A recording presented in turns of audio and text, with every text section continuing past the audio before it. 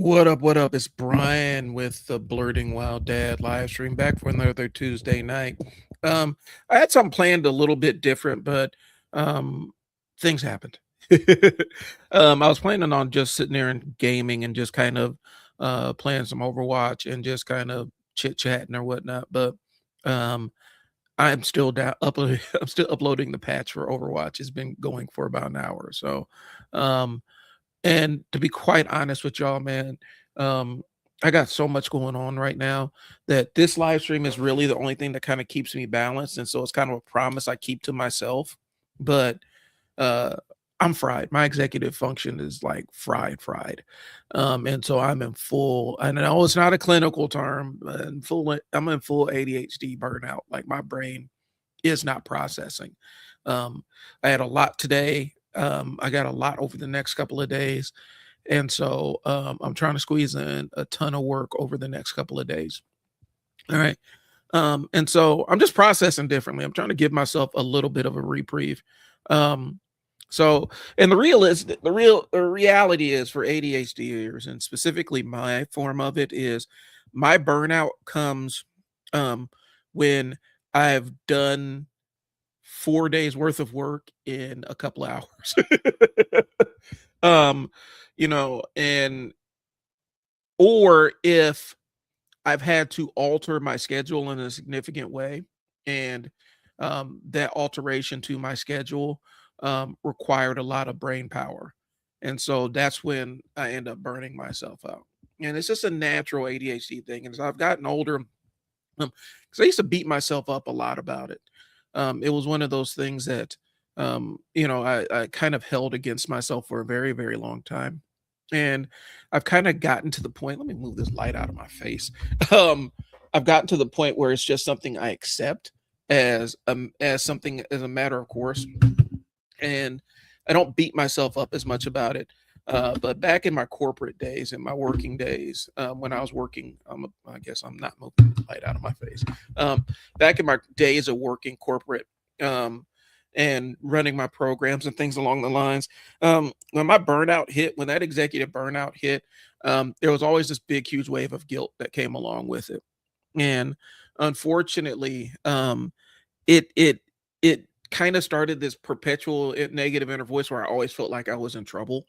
Um, and not in trouble in mischief seeking, like I'm gonna get fired kind of trouble. And so my brain was constantly in panic mode, and always being having to be that level of alert with a job that's super stressful will drive you to burn out faster than anything else. And so I would have days where I was paralyzed at my desk, knowing what tasks need to be done.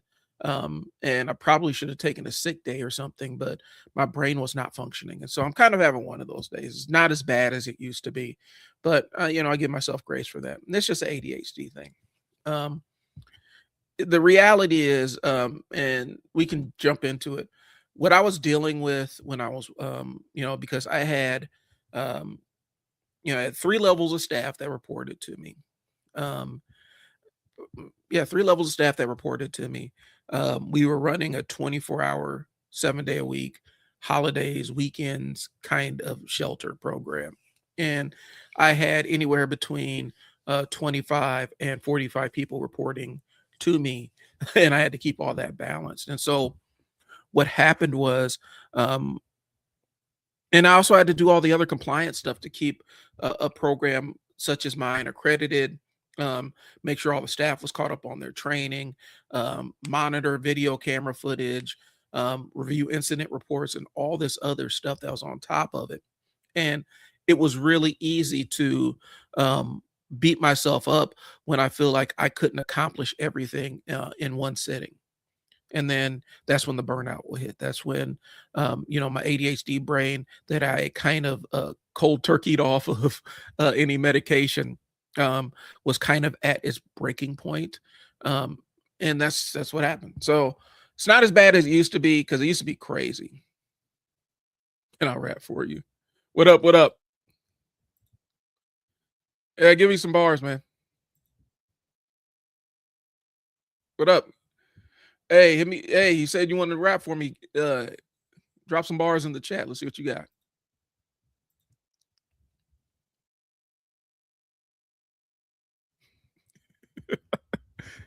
No, I'm good, man. I'm good. I'm just tired. I run my own business and I've done a lot of things for my business this week. Onboarded some clients and got some stuff set up. And really August is the time where I'm trying to grind and get stuff set up before the fourth quarter rolls around because and get everything locked in at this time. And so I'm just tired. My brain is kind of at its saturation point.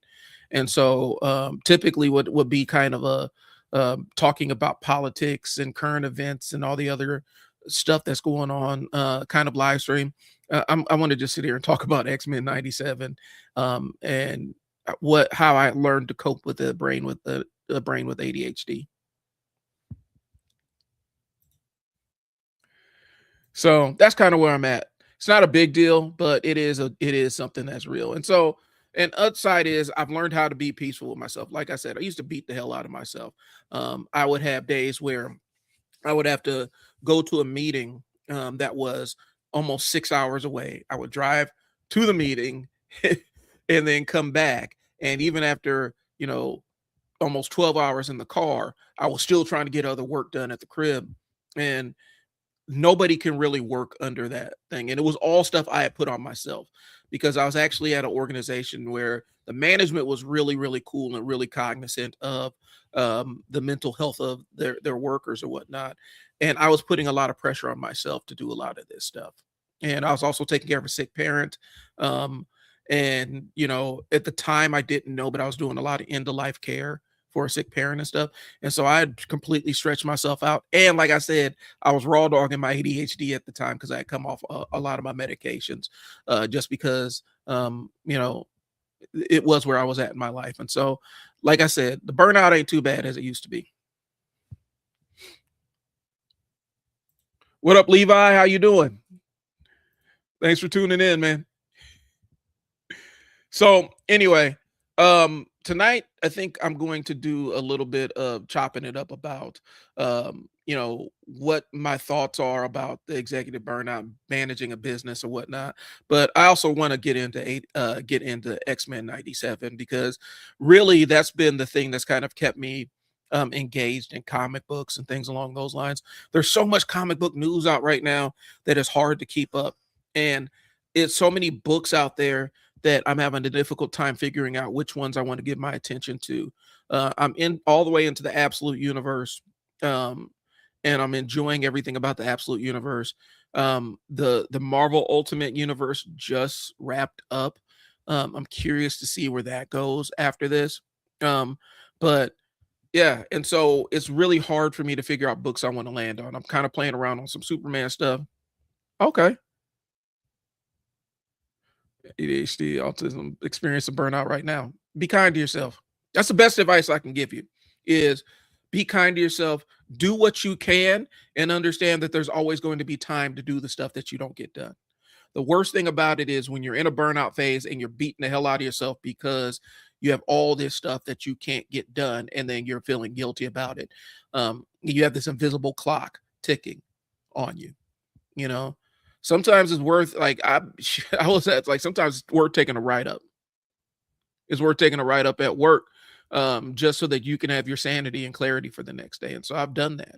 I'm like, I'm gonna just take my L on this one and have to deal with the consequences and bullshit that comes along with it.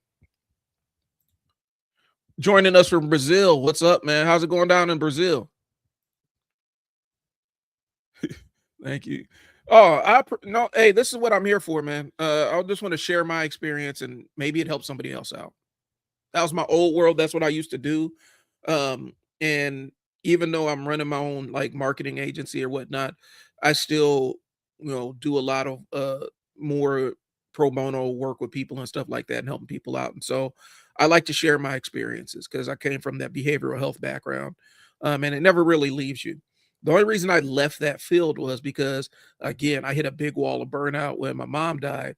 And I used to tell my workers, if you ever get burnt out in a field where you're dealing with people, it's time to go. specifically dealing with families or whatnot, because what happens is you're making these decisions from a burnout frame of reference, and the decisions you make for these families can last 18 years. The decisions you make can have consequences that are forever. And so I took my own advice. I was burnt out of that field, and so I had to get out of the field that I loved. Thank you so Yeah. All right. You're welcome, man. Hope it works out for you. Like I said, it's about being kind to yourself, because realistically, ain't nobody else gonna be kind to you unless you're kind to yourself first. I think we expect a lot of the world, and oftentimes most people are so focused on their own stuff that they can't even extend any kind of kindness to you, because they're being cruel to themselves, and so they can't extend kindness to you. So always take care of yourself. You only get one body, you only get one brain, and sometimes you got to prioritize what your health is. And I'm saying that as somebody, I did all the corporate ladder climbing in my industry. By the time I was in my 30s, I had basically gone from front lines all the way up to director, and one step away from an executive's chair. And got up there and did all the paper chasing, did all the brass rings and everything. And I got in there and I was sitting in the seat that I had been working for, and realized how empty the entire thing was, how empty I felt, because I didn't have a challenge anymore. So, um, so yeah, man. Anyway, I got a couple of other notes about it. Um, the reality is, when you're burnt out, you look functional from the outside, and so people aren't always going to see it. What happens is, and more times than not for ADHD folks, they end up calling us lazy or unmotivated or whatever, not understanding that at any given moment we can do 4 days worth of work in one day. Okay. And so you still look functional on the outside. You can handle baseline activities. If an emergency pops up, um, brain gets stimulated, that dopamine hits, you can go out there and handle an emergency. I can still make a meeting. I can still help other people, but internally, my private systems fall apart. The maintenance of the house, or maintenance of my car, or just even mental health maintenance, like going to the gym and things along those lines. That stuff starts falling apart. That stuff starts going by the wayside. Okay. And so the problem isn't that I don't know what to do. The problem is that I just don't have motion, and I had to give myself that grace. I gotta go. You're amazing, dude. World may not be perfect. You can't always be perfect, but you can have great personality. Never give up. Thanks, man. I appreciate that. Tune in anytime. I'm here every Tuesday night. I do appreciate it, and I do talk about this kind of developmental ADHD stuff, because that's where I had to learn how to live with it too. But yeah, that's what it is, man. So, um, again, I'm saying a lot of this because I have to remember these lessons for myself. Okay. And oftentimes the ADHD person will treat like different productivity systems like a new drug. I discovered the D method, getting things done method, and I went out and bought the gang of like folders and all kinds and files and all kinds of other stuff, because I was going to organize and have my files that went by month, and then my files that went by day, and each each folder was going to have the task I was supposed to complete in that day, and all I had to do was just go through my file system and pull out the thing, and there was my task for the day. That shit did not work. I got so obsessed with different ways to optimize the productivity system that I spent most of my I hyper focused on building the perfect system and then never used it. That's just what happens.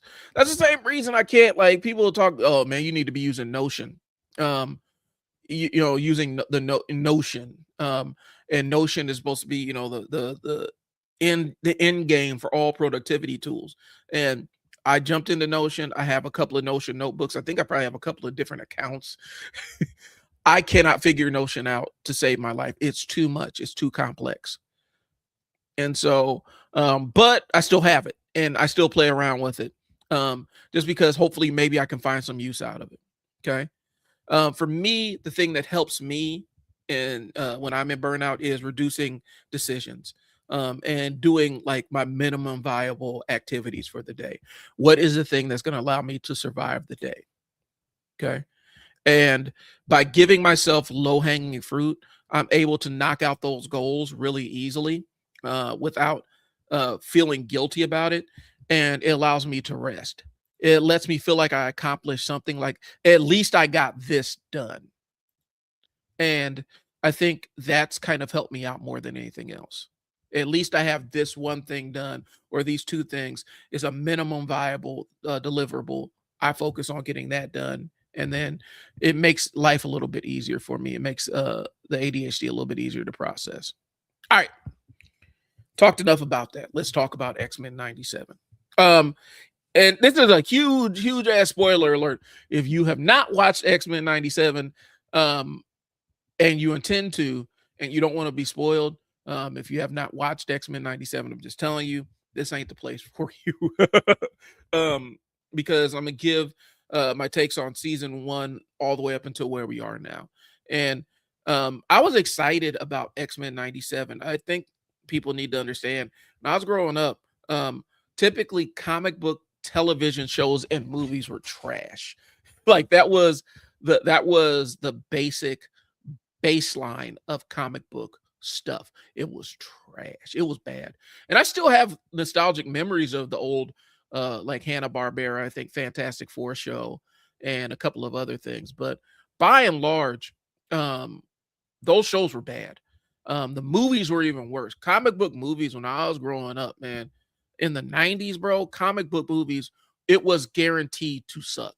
And I'm saying this as somebody who spent my own money to see Judge Dredd and Spawn in theaters. And I'm not talking about the cool Judge Dredd that we have with Carl Urban right now. I'm talking about Judge Dredd with Sylvester Stallone in it. That movie was awful. And I paid my own money to see it in theaters. And I was excited because I had just discovered was it the AD comics, those where the British comics were with Judge Dredd in them. I had just discovered them. And so I was kind of into the Judge Dredd world building and everything. And so I went to go see the movie, and the movie was cheeks, bro. And so one of the things is, growing up in the 80s and 90s, you just kind of assumed that a comic book property or even video game was going to suck.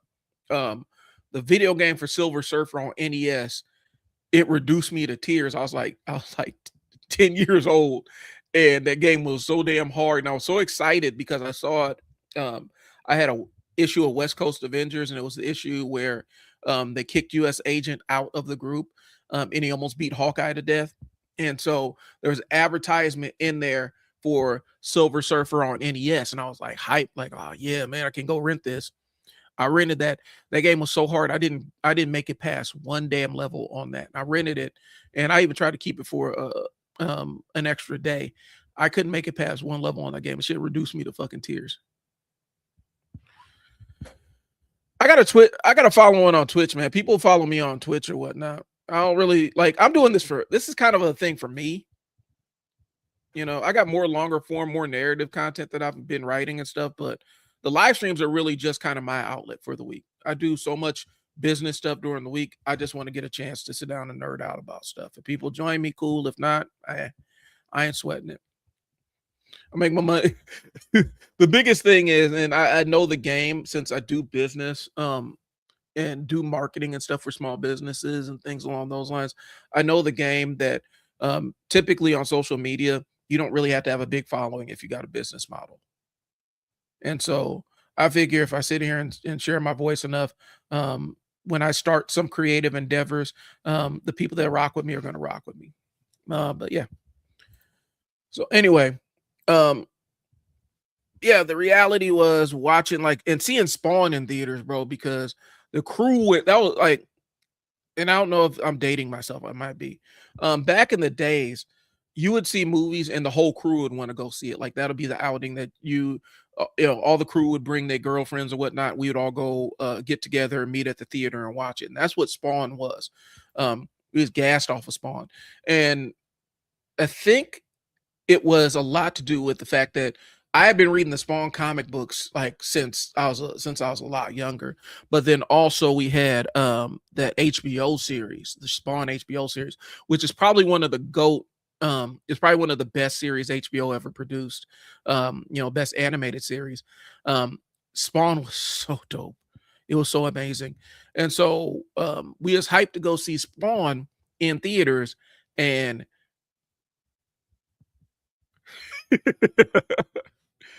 like, and we didn't even have a point of reference because, like I said, most comic book movies were already going to be bad. And so we just that was just kind of an assumed thing.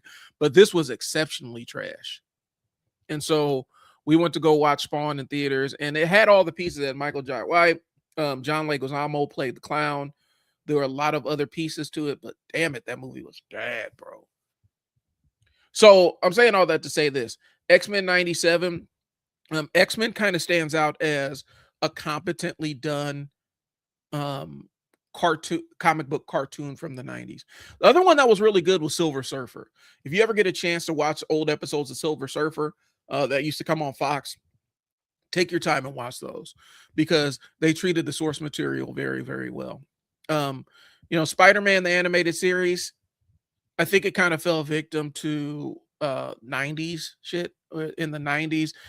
There was so much censorship and in action cartoons. Like I know for a fact that they made it so that Spider-Man couldn't punch anybody in the old 1990s Spider-Man show.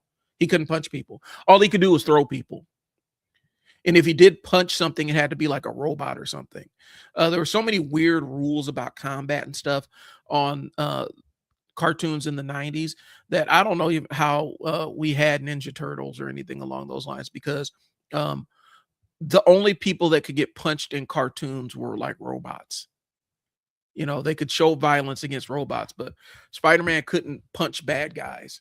All he could do is just throw them. And so there's a lot of weird throwing bad guys. And even if you watch the old Batman, the animated series, when he winds up to punch somebody in the 90s, they always kind of cut away. It's very rarely that you see him actually make contact, like physically hit somebody in the jaw or something. And more times than not, it's a quick cut and then the person's flying back. It's really a weird thing, but that was something that happened in the 90s because apparently some adult somewhere thought that cartoons were too awesome and they had to ruin them for everybody. So anyway, X-Men '97 so far. The Genosha episode, I'm skipping a few episodes, a couple of warm-up kind of things. Because the first couple of episodes were really kind of set in the framing of specifically like one of the things is the Cyclops slander, where all the movies have conspired to make Scott Summers the most boring, milk toast, uninteresting Boy Scout kind of hero that there could possibly be. And it's kind of antithetical to the comic books where the Cyclops is who a lot of y'all think Magneto was. Or Cyclops is who a lot of people always think Wolverine was in the comic books. In the comic book, Cyclops is different. He moves different. He got different motion. In like the movies and stuff, they had to make Wolverine the main star, and they got to job Cyclops out and make him just really ineffectual. And so X-Men '97 addressed that early on, and saying, no, Cyclops is a problem to be dealt with. He's kind of a monster. And so they had to reestablish a couple status quos. I think during the first season, if I'm not in, you guys could tell me if I'm wrong on this one, but my perspective on the first season of X-Men '97, there's an intentional, deliberate thing to minimize Wolverine's role in that show. Where, because in the old X-Men cartoon, Wolverine ended up just becoming the de facto main character, and nobody else really mattered. I know that Wolverine's gotten his standalone episode, but that's pretty recent. That's season 2. That's the current season. I think that one debuted last week. But Wolverine ended up becoming the main character, and it kind of reflected what was happening in the comic books at the time, where all the X-Men comic books just started becoming Wolverine comic books, and Wolverine was in everything. He was in the Avengers. He was X-Men. He's doing Avengers, Spider-Man. Wolverine was everywhere. And I think there was kind of an intentional, and I'm not mad about it. I actually thought it was cool to highlight some of the other characters um, that have more complex stories behind them. But I think there was an intentional um, decision to not make Wolverine the main character of X-Men 97 during the first season. Just my take. And I'm not mad about it. I thought that was a good decision. At least for the first season. You gotta let the other characters breathe. We have to let, you had Storm, who had her own little arc. You had Magneto had his own arc. Professor X had his own little arc and things like that. And it wasn't all just how can we throw Wolverine into this situation. Um, and I think also it's because Wolverine kind of has that Batman syndrome where properties tend to just say, well, since he can survive anything, essentially, Wolverine's just going to be the problem. He's going to be the Deus Ex that solves every single problem there is. And so I like the fact that X Men '97 didn't focus on that. Um, but yeah, Genosha changed the complexion of the series. It showed everybody that okay, so we're basing this off of a '90s children's cartoon that was aired on children's television. This is for the grown-ups that watch this. Because the Genosha massacre changed the entire complexion of the show. And it changed it in a good way. It let us know that, hey, we see that you watched X-Men when you were kids, but we're gonna age this show up a little bit and do some deaths are more permanent. Um, it actually has real stakes and things like that. And these mutants can die. I know that was kind of the thing where they just put Morph in there. In the original series, Morph was just kind of here's the extra guy. He's the guy, he's the red shirt. Like they're gonna throw Morph in here and kill him off. But I like the fact, the entire arc with Gambit and the love triangle between Gambit and Rogue and Magneto, and how what happened with Gambit, where Gambit went out like he went out like Gambit. And Rogue's trauma from that really. Like, and they still are carrying the thread of her ongoing trauma into season two. I really did enjoy that piece of it. Um, the massacre, really, the Genosha massacre, it really changed the tone of the show and let everybody know that they're playing around and it was serious. And it also did some world building and let us know that shit wasn't sweet for mutants in the X-Men 97 universe. Okay. And I like the fact that it didn't try to protect our feelings on that one. And like Gambit's final act, like and I'm saying final act because again, spoilers. Um, but it did more to establish his character in that show than all the other appearances that he had on the previous series in the 90s. You know, a lot of times people's perspective of Gambit um, is really formed by, and I hate to say it, but a lot of people, their entire understanding of Gambit as a character is he has a Cajun accent, he throws playing cards, and then it comes from the Capcom versus Marvel series, and that's what they think Gambit is. And that entire Genosha thing established his character and gave his character some weight, as opposed to just he's not just another cool looking mutant standing in the background. So I fuck with it. Um, the thing that was dope about the Genosha thing, and I know I'm getting into the subtext, but I do want to play around with a little bit of the cultural analysis. Genosha really demonstrated how oftentimes marginalized people can follow every rule and create something of their own, um, and still be punished. You know, living completely separately, doing their own thing. People that want to do harm to people that are marginalized are always going to find a way. There is no protection in that, and behaving yourself, being one of the good ones, doesn't mean anything. And To be honest with you, that's the arc I need Professor X to kind of go on. I think that, and this is just me projecting, I do think we're going to get Onslaught in this season. Um, I think that's what's coming up. I think we're going to end up with Onslaught. Um, I think we're going to see Exodus pop up somewhere in this. Um, I don't quite think that we're done with Cable. In fact, I know we're not done with Cable, and I also know we're not done with Apocalypse. But I'm trying to figure out what other mutants they can bring into this. The Adversary, I think they already did the Adversary, if I'm not mistaken. And so I'm trying to think of who else, because they already did the Brood. I'm trying to think of, I'm running down the who's who of um, big bads in X-Men, especially from the 90s. We've seen Omega Red. We can't really do anything with Sabretooth and Wolverine right now. And so I'm trying to figure out who's the next one, because if I'm not one of the things is I loved how they presented Apocalypse. I'm not there yet, but they did Apocalypse perfectly. And on the old television series, he was kind of this hollow shell of a bad guy. This one, they really gave him some teeth. So let's talk about Bastion and the Prime Sentinels. Maybe they might throw out maybe they'll bring in some Cassandra Nova. Maybe that's one of the main villains, because I know in the comic books, Cassandra Nova was responsible for the Genosha massacre, not Bastion. Okay. Bastion and the Prime Sentinels. Bastion was really an interesting and compelling villain. And you're sitting there watching him like, damn, how are they going to beat him? Okay.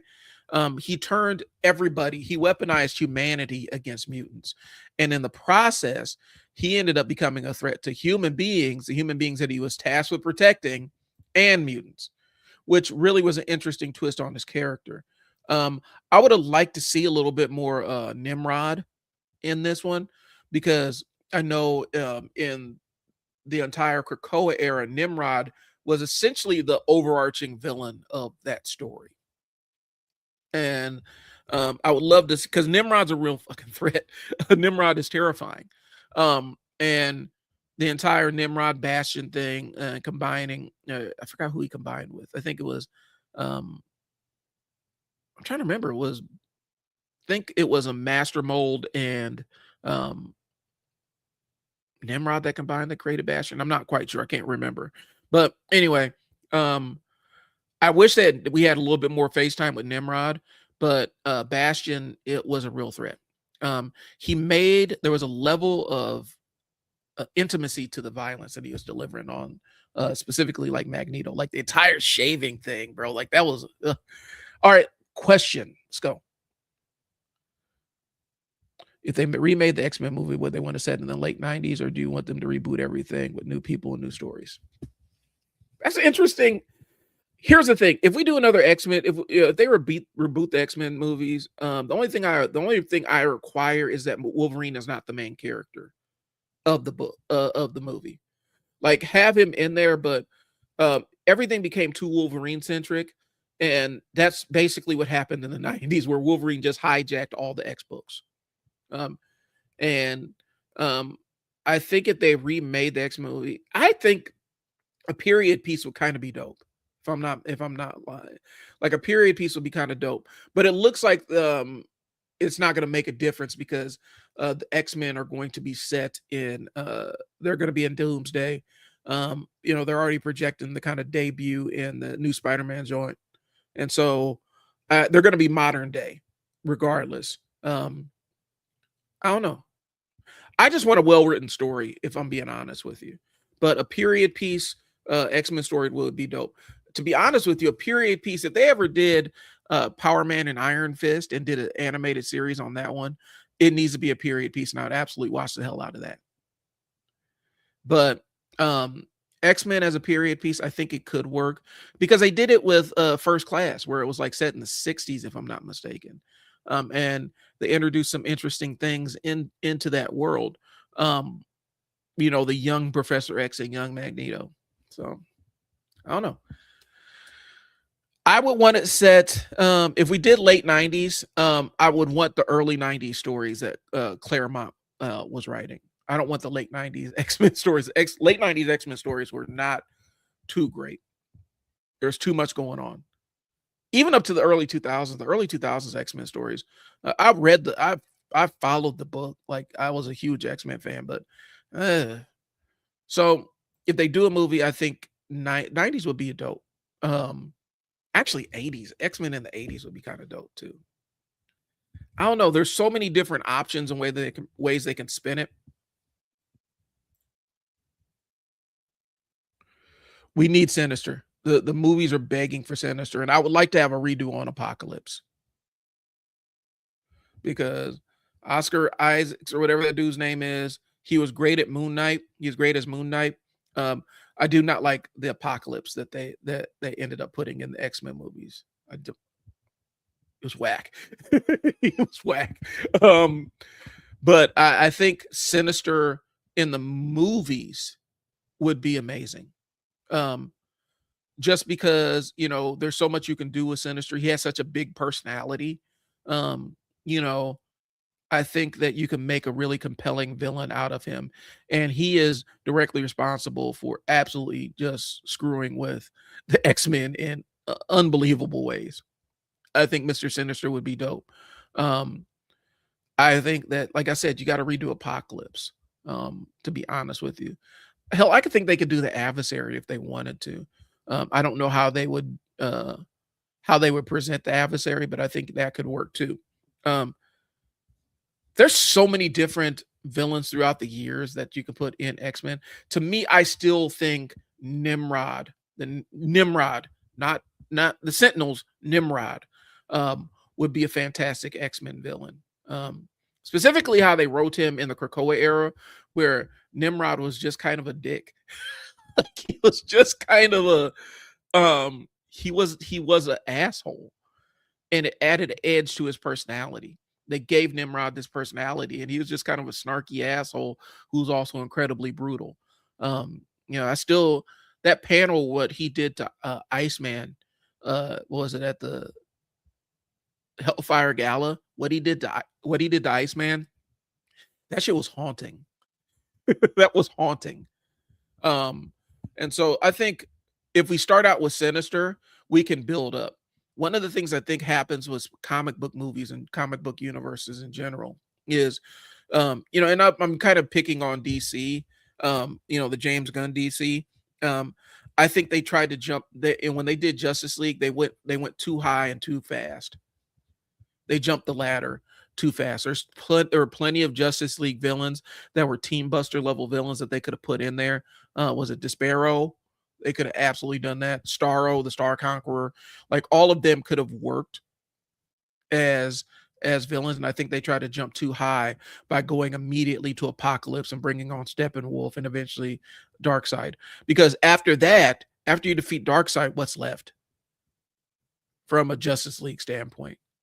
It kind of ends the universe, to be honest with you. There's nothing else you can really do. There's no bigger dog that you can go after. You're not going to bring on Imperiex or Imperiex or whatever that dude's name was from Our Worlds at War. You're not going to bring in Mageddon. Like, you're not going to bring in some of the big 90s heavy hitters that the Justice League dealt with. And so to jump straight up the ladder and go straight to the new gods, I thought that was a little bit brash. And I think Marvel, on the other hand, I would have liked to see Ultron pop up a little bit more and be a little bit more active as a persistent threat to the Avengers. To be honest with you, I think they probably, if we're talking about recasting people, I wasn't big on, I wasn't like pounding the table that they immediately had to recast T'Challa, but they should have absolutely recast Kang the Conqueror. They could have easily done that one. Because I think from an Avenger standpoint, I feel like Doom is because Doom and Kang the Conqueror have this ongoing thing anyway.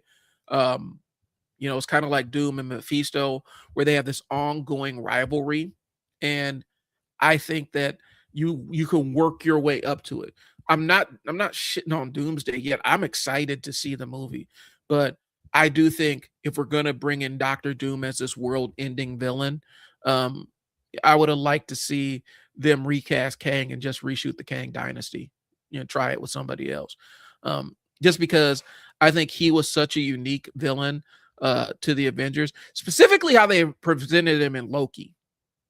The way they presented him in Loki was amazing, and I wish they would have followed that thread. But anyway, I digress. Yes, we need to see Mr. Sinister in future movies. There's so much X-Men lore that's out there. William Stryker is out there, and a couple of other ones that are out there that are slipping my mind. I think you could really do something really interesting with them. But it is what it is. But yeah, I think the use of Bastion was kind of a good one. Is kind of a good use of a good video. I mean, it was use of a good villain that was just kind of sitting there on the shelf. It showed Magneto kind of, lashing out and shutting down the world with that, with the EM, basically a big EM blast. I wish they would have spent more time on Asteroid M and doing stuff with Asteroid M. I thought that was a missed opportunity, but I understand you have to keep the pacing of the show running. And so you only can spend an episode or two on it. I think they only spent like 1 or 2 episodes on him in the Inferno with Madeline Pryor and stuff. And so I know they had to keep the show running. I wish they would have spent more time on the entire Asteroid M and the Acolytes and all that other stuff. Because when I was reading X-Men comic books, when they rebooted the whole thing and had X-Men, was it Blue and Gold or whatever, that was a pretty substantial arc to get started with. And I wish they would have given it a little bit more airtime. To be honest with you, they could have left a lot of the Shi'ar stuff out. Like, I didn't really care. They could have left a lot of the Shi'ar stuff in the first season out and fleshed out some other parts of the story. I would have liked to spend more time with Forge and Storm. That's just my take on it. I'm not hating on it, but like that was probably the part that I disengaged with the most was Professor X's Shi'ar stuff. I didn't care.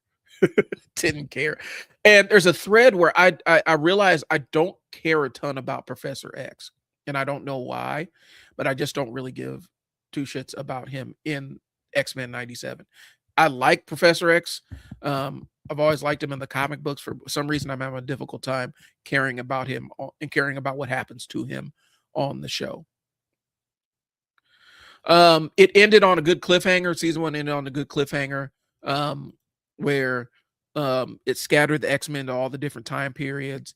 Some landed in Egypt, and we're dealing with a young Enza Manor before he became Apocalypse.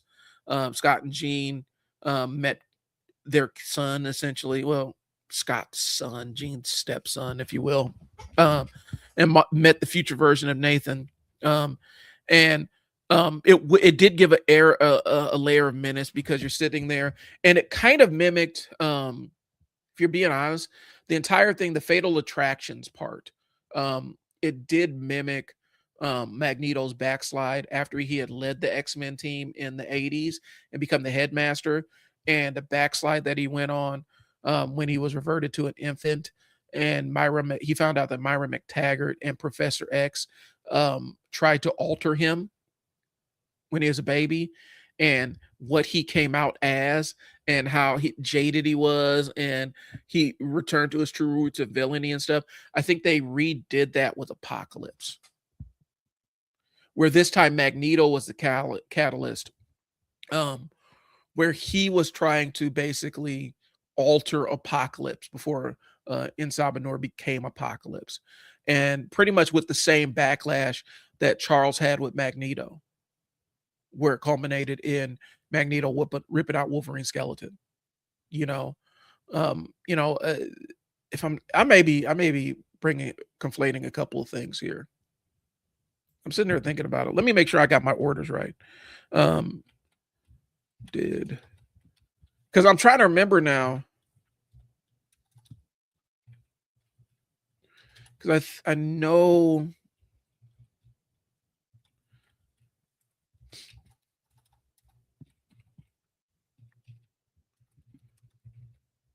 No, it was because that's the thing that led up to it, because he was mad at Myra McTaggart when he was on Asteroid M. Now I remember because the panels are coming back to me. Um, he was mad at Professor X and Myra McTaggart for trying to change him when he was a baby, when he got de-aged. And that's what a lot of his anger was. And I think what they did was they took Magneto in the comic books and took his storyline and put it onto Apocalypse and made the X-Men pretty much responsible for Apocalypse existing, which is dope. You know, probably one of the best parts of the entire series, to be honest with you, was um, in Egypt, the X-Men dealing with Insabanur and his ascendancy to become Apocalypse, and realizing that they created the monster that's going to basically plague them throughout time. And Apocalypse was dropping bars, bro. Using Magneto's words against him, and the entire like where he like he was walking them down, bro. Even before he got all the celestial tech and got upgraded and everything, Apocalypse was walking them boys down.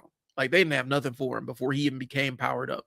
And then after he became powered up, basically expressing his anger on Magneto because he felt like Magneto's trying to manipulate him and change who he was. And Magneto's death hit hard. It hit Charles specifically hard, and I just wish I cared more about Charles. I really do. But because I'm tired of watching this dude cry. Like I'm tired of his crying ass. I'm really tired of Professor X crying. I'm so sick of it. I need Professor X to boss up a little bit. But the thing about it is the reason why the birth of Apocalypse really worked was because he was right. He was moral. He had a righteous lean to them. He was fighting for freedom, and he was relatable. Um, he's he's basically crafted himself from the trauma of living under Immortus and being a slave by Immortus. And Magneto really, really tries to connect to him and say, "Man, I was like you, bro," but and then tried to say you could be a hero and you could be all this other stuff. And I read that like that was one of the things where I kind of was like, "Oh, this is projection. I'm seeing how this is going to go down." When Magneto started like, "Man, we can fix him. We can make him better." Charles, all we got to do is talk to him. And I'm like, Apocalypse is going to Apocalypse, bro. Like Apocalypse, he's going to do Apocalypse things. Okay. And he understood persecution and pain. And one of the things is specifically when you're dealing with people that have experienced trauma, and if you're a person coming from trauma shapes us all differently. And assuming that because you experience a specific set of trauma means that somebody else experienced the same set of trauma is going to relate to you and can take the same pathways you do, that's a very dangerous game you're playing because you don't know what other things that the trauma is going to unlock. And so what happened is Magneto found out the hard way that the nice version of Apocalypse was just putting hands and feet on him. This version of Apocalypse was willing to basically atomize him. I wouldn't be surprised if we see Magneto again. Like I wouldn't be surprised at all. I do think we're going to play around. We're probably going to get Joseph somewhere along the lines, but I wouldn't be surprised if we see him again. But they reversed it, and Magneto becomes the idealist, and Professor X is sitting there talking like, "Bro, are you sure about this?" Bro, I need to add, are you certain about this? I think this is a bad idea. Okay. And it showed that Apocalypse is more presented more as a force of nature than inherently good or bad. Does that make sense? Like he was presented as this inevitable force of nature and force of destruction.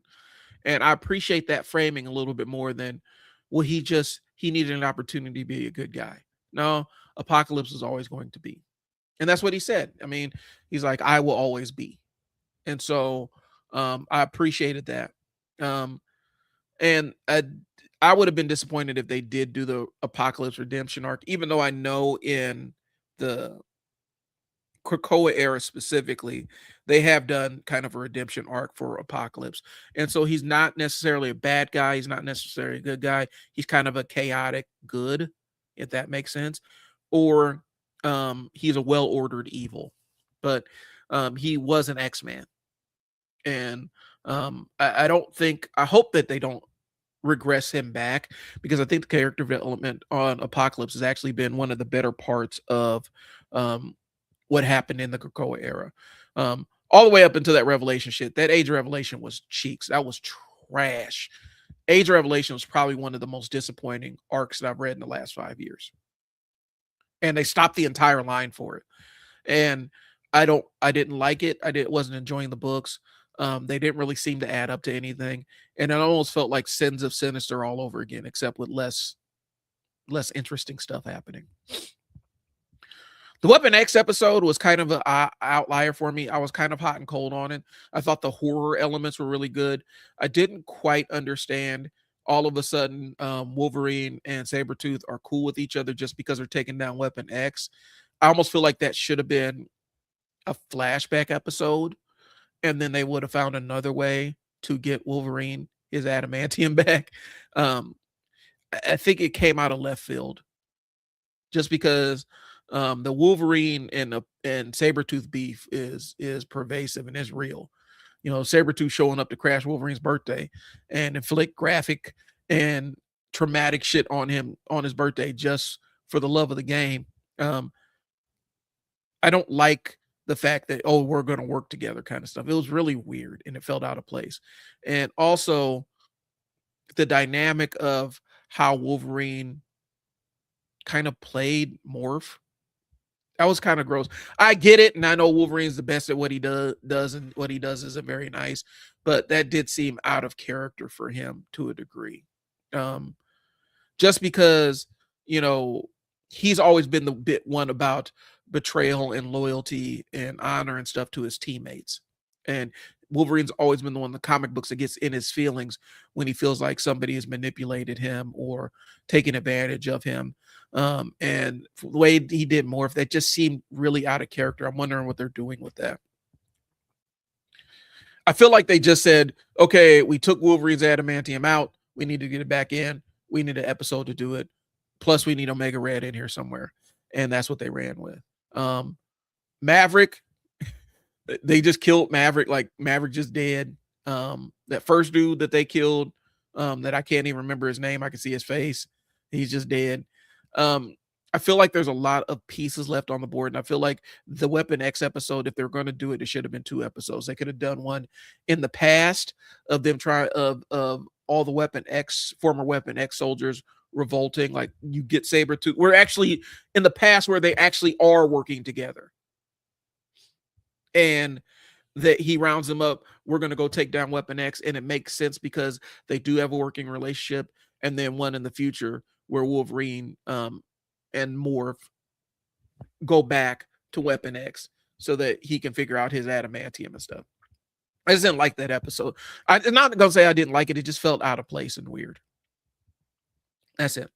But I had a good time with The Brood, and basically it was a combination of the movie The Thing and Aliens. I had a good time. Danger Room was another episode. I think Danger was just the Danger Room episode. The most recent one was just an excuse to get Polaris on the team. I'm not mad about it. I'm not mad at all. But I think it was kind of an excuse to get Polaris on the squad. Because we need another magnetic person. And you know, we can start building her character arc of her weird relationship with Magneto. And how she is adjusting to his death without walking in his shoes. And they tried to do it all in one episode. The Danger Room episode was kind of hit or miss for me. I was bugging because Danger was putting hands on them boys, bro. Danger was bobbing and weaving. She put Polaris in a blender, bro. Danger put her in an absolute blender.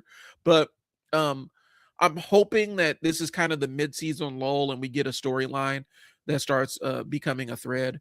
I think the return of I'm not even going to spoil it like that. The introduction of the the the horseman of apocalypse named Death. I'll leave it like that. The introduction of that character is going to add some really is going to bring some interesting callbacks and do some really interesting things. So I'm excited to see what happens with that. Um, but Danger becoming sentient, that one moved really, really, really fast. Like it almost came out of nowhere. And like I said, I think it was just a way to introduce Polaris to the team. Let's see. The things I would like to see before the end of the season, we got to do something about Professor X. I'm tired of him. He whines too much. Um, I just don't like that. We have to do something to reconcile um the damage that Wolverine did to his relationship with Morph and not just leave that hanging out there. To me, that was wildly out of character for how Wolverine would treat a teammate. Like, not a hero that he's teaming up with. I'm talking about an actual teammate. I don't think that was within character for him. I would like to see Dark Beast somewhere in here. Maybe he can pop up as a season 3 villain. Um, I wonder if they're going to do Age of Apocalypse for season 3. That would be interesting. It looks like they're putting the pieces in place. It looks like they're putting the pieces in place for Onslaught. If they're going to do Onslaught, I want them to take time with it. Um, I don't necessarily know that. I think they're probably going to be Apocalypse. I think it's going to be Apocalypse as the big bad in here because they already had Sinister pop up on the show. So I think Apocalypse is going to be the overarching big bad in here. Magneto ain't dead. That's just my take. I'll put money on it. I don't think Magneto's dead. I think Apocalypse has something else for him. I don't want to say Professor X needs to get over it, but Professor X needs to boss up a little bit. I like the introduction of X Force and X Factor. Um, you know, I think that we need to spend a little bit more time with X Force. X Factor. I want to see the confrontation between Havoc and Scott. I really do. I'm interested to see what they do with that. See, you got comments here.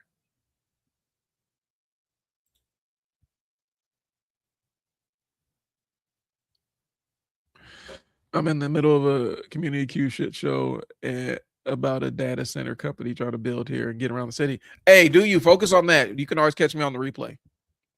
I'm just ranting about. I'm just ADHD riffing about X-Men 97.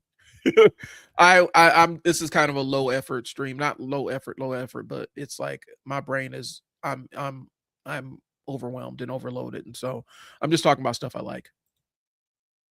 But thanks for tuning in, Maddie. Catch me. I'll catch you next week.